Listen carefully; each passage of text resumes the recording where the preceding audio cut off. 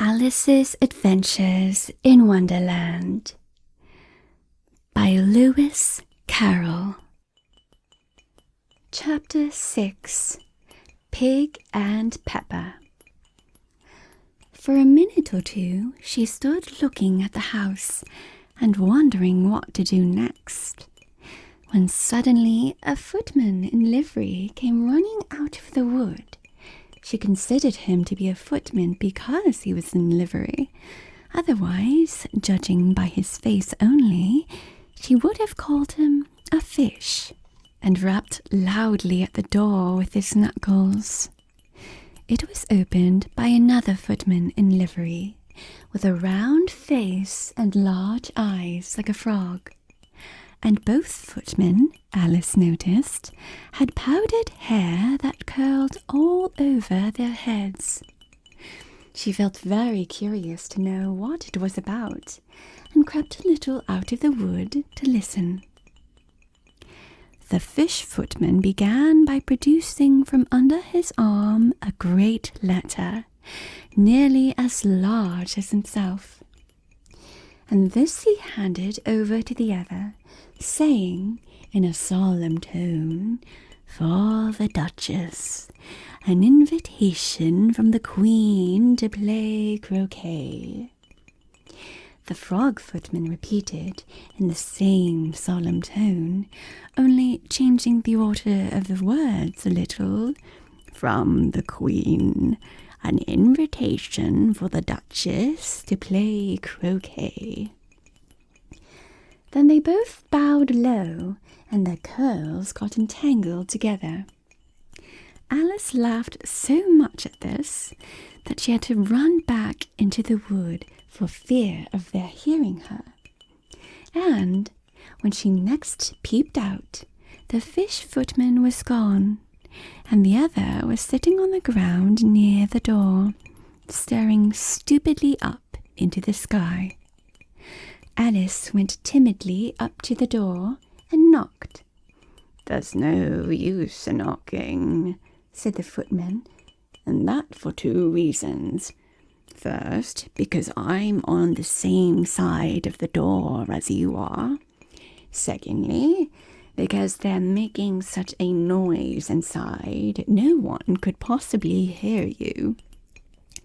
And certainly there was a most extraordinary noise going on within, a constant howling and sneezing, and every now and then a great crash, as if a dish or kettle had been broken to pieces.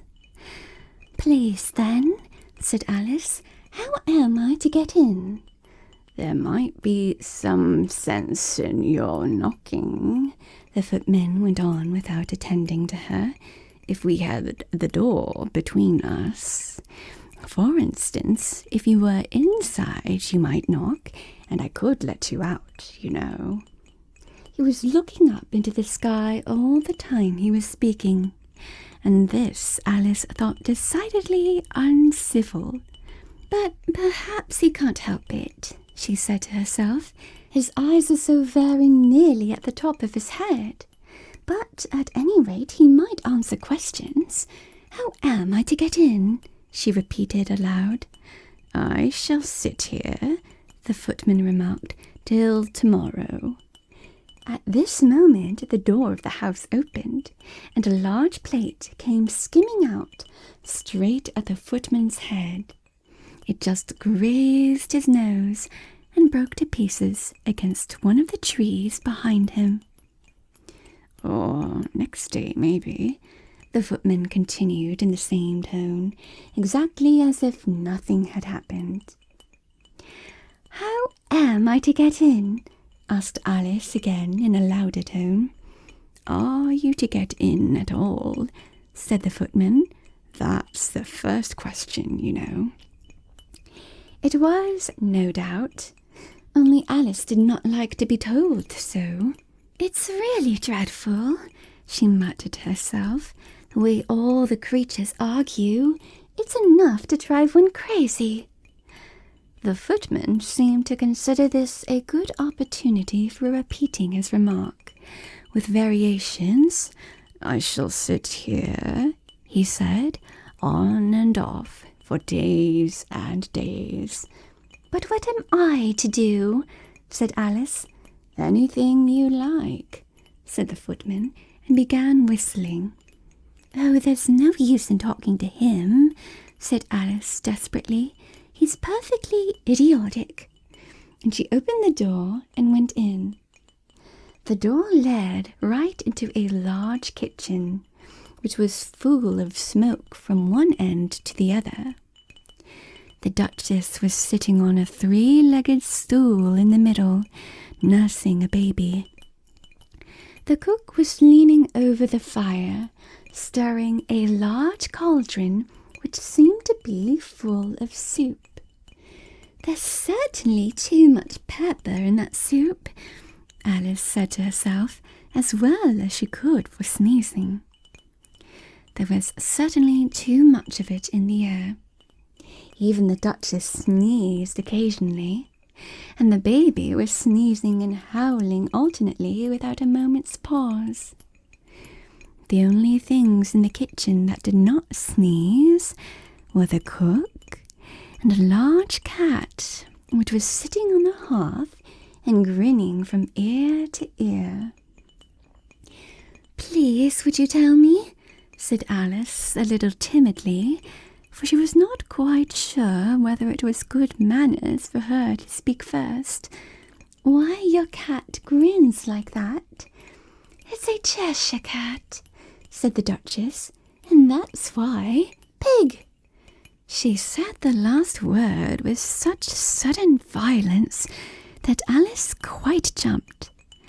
But she saw in another moment that it was addressed to the baby and not to her, so she took courage and went on again.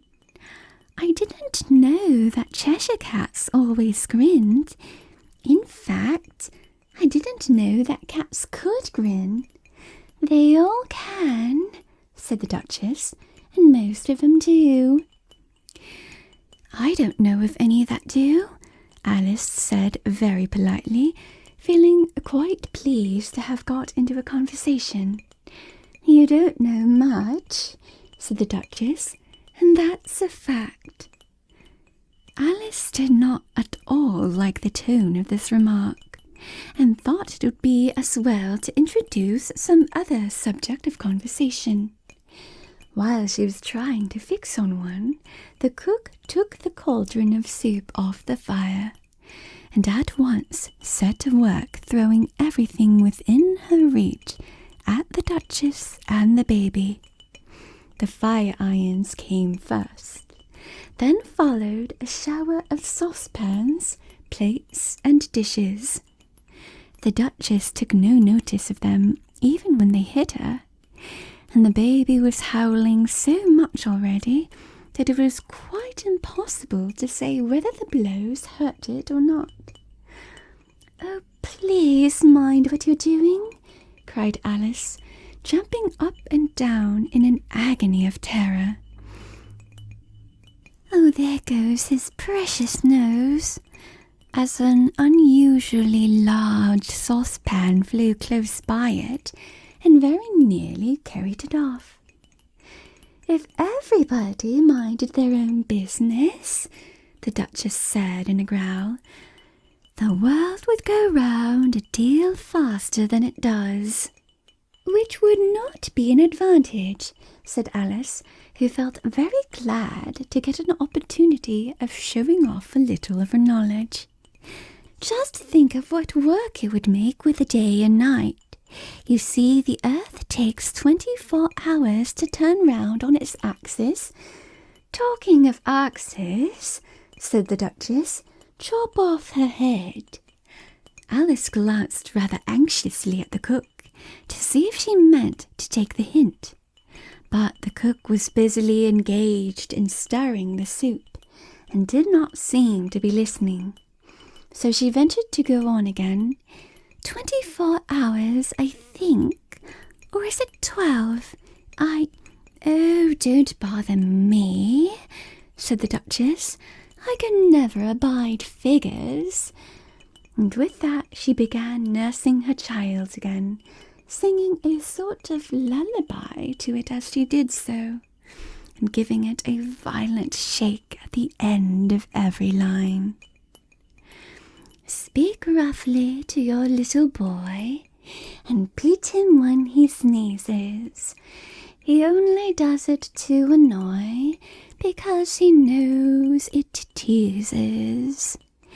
In which the cook and the baby joined, wow, wow, wow.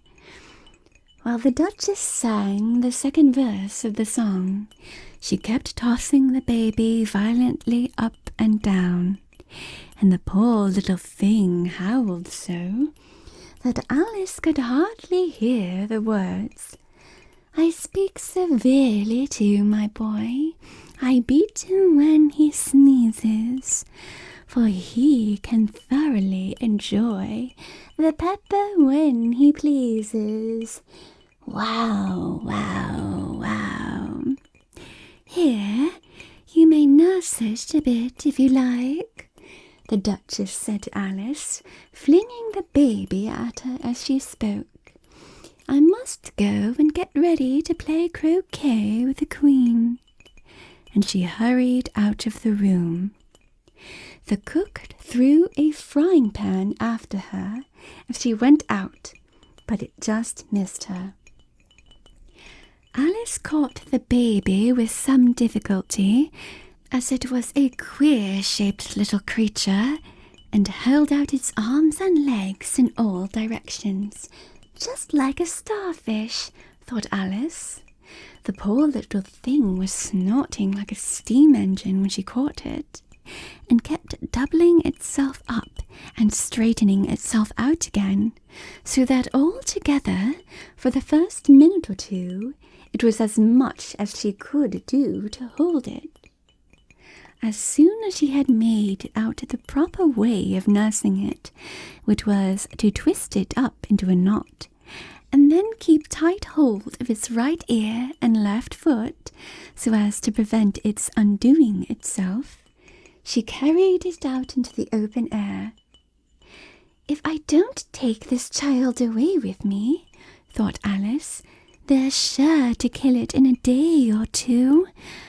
Wouldn't it be murder to leave it behind? She said the last words out loud, and the little thing grunted in reply. It had left off sneezing by this time. Don't grunt, said Alice. That's not at all a proper way of expressing yourself. The baby grunted again, and Alice looked very anxiously into its face to see what was the matter with it. There could be no doubt that it had a very turn-up nose, which was more like a snout than a real nose. Also, its eyes were getting extremely small for a baby. Altogether, Alice did not like the look of the thing at all, but perhaps it was only sobbing, she thought, and looked into its eyes again to see if there were any tears. No, there were no tears. If you're going to turn into a pig, my dear, said Alice seriously, I'll have nothing more to do with you. Mind now. The poor little thing sobbed again, or grunted, it was impossible to say which. They went on for some time in silence. Alice was just beginning to think to herself, now, what am I to do with this creature when I get it home? When it grunted again so violently that she looked down into its face in some alarm. This time there could be no mistake about it. It was neither more or less than a pig, and she felt that it would be quite absurd for her to carry it any further. So she set the little creature down, and felt quite relieved to see it trot quietly away into the wood.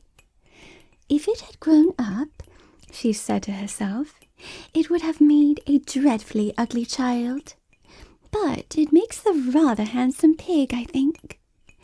and she began thinking over other children she knew who might do very well as pigs, and was just saying to herself, if one only knew the right way to change them, when she was a little startled by seeing the Cheshire Cat sitting on a bough of a tree a few yards off. The cat only grinned when it saw Alice. It looked good-natured, she thought. Still, it had very long claws and a great many teeth, so she felt that it ought to be treated with respect. Cheshire Puss, she began, rather timidly, as she did not at all know whether it would like the name. However, it only grinned a little wider. Come, it's pleased so far, thought Alice, and she went on. Would you tell me, please, which way I ought to go from here? That depends a good deal on where you want to get to, said the cat. I don't much care where, said Alice. Then it doesn't matter which way you go, said the cat. So long as I get somewhere, Alice added as an explanation. Oh, you're sure to do that, said the cat, if you only walk long enough. Alice felt that this could not be denied, so she tried another question. What sort of people live about here? In that direction, the cat said, waving its right paw round, lives a hatter, and in that direction, waving the other paw, lives a March hare. Visit either you like, they're both mad. But I don't want to go among mad people, Alice remarked. Oh, you can't help that, said the cat. We're all mad here. I'm mad, you're mad. How do you know I'm mad? Said Alice. You must be, said the cat, or you wouldn't have come here. Alice didn't think that proved it at all. However, she went on. And how do you know that you're mad? To begin with, said the cat, a dog's not mad. You grant that?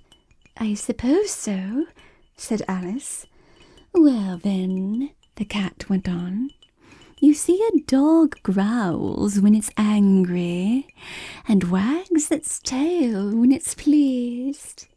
Now I growl when I'm pleased and wag my tail when I'm angry.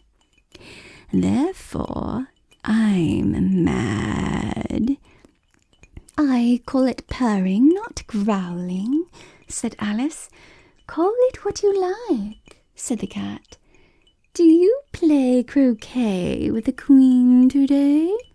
I should like it very much, said Alice, but I haven't been invited yet. You'll see me there, said the cat, and vanished. Alice was not much surprised at this, and was getting so used to queer things happening. While she was looking at the place where it had been, it suddenly appeared again. By the by, what became of the baby? Said the cat. I'd nearly forgotten to ask. It turned into a pig, Alice quietly said, just as if it had come back in a natural way. I thought it would, said the cat, and vanished again. Alice waited a little, half expecting to see it again, but it did not appear, and after a minute or two she walked on in the direction in which the March hare was said to live. I've seen hatters before, she said to herself. The March hare will be much the most interesting. And perhaps, as this is May, it won't be raving mad. At least not so mad as it was in March. As she said this, she looked up, and there was the cat again, sitting on the branch of a tree. "Did you say pig or fig?" "I said pig," replied Alice, "and I wish you wouldn't keep appearing and vanishing so suddenly. You make one quite giddy." "All right," said the cat, and this time it vanished quite slowly, beginning with the end of the tail and ending with the grin, which remained some time after the rest of it had gone. "Well, I've often seen a cat without a grin," thought Alice, "but a grin without a cat, it's the most curious thing I ever saw in all my life." She had not gone much farther before she came in sight of the house of the March Hare. She thought it must be the right house, because the chimneys were shaped like ears, and the roof was thatched with fur. It was so large a house that she did not like to go nearer till she had nibbled some more of the left-hand bit of mushroom, and raised herself to about 2 feet high. Even then she walked up towards it rather timidly, saying to herself, "Suppose it should be raving mad after all? I almost wish I'd gone to see the Hatter instead."